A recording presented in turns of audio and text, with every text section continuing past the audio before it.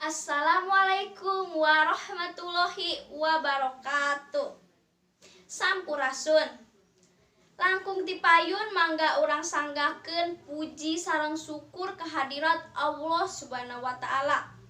Sholawat sareng salam mangga urang panjatkeun ka junjungan Nabi alam panungtung anu parantos masihan cahya keimanan ka para umatna nyaeta Nabi Muhammad sallallahu alaihi wasallam.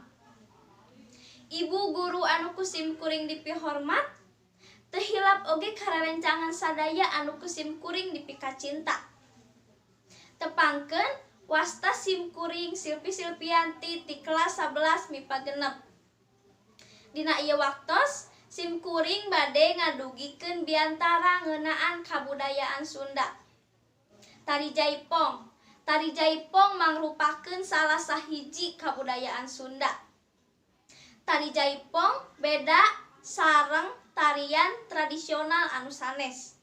Tari Jaipong ngagaduhan ciri khas khususna dina kaleran gaya tarian nyaeta riang, erotis, sumanget, humanisme, spontanitas sareng kasederhanaan. Tarian Jaipong dimanfaatkeun ku para penggiat tari pikeun nyalenggarakeun kursus jaipongan. Salaku tambahan, iringan alat musik gamelan bakal nambihan suasana jadi riang. Janten seueur jalma nalika joget nonton tarian ieu.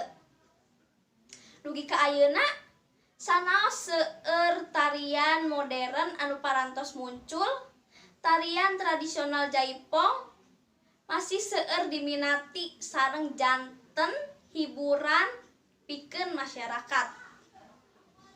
Sabab seueur pamenta masyarakat, tarian Jaipong ieu janten salah sahiji ikon pikeun ngabajukeun kabeungharan daerah Jawa Barat.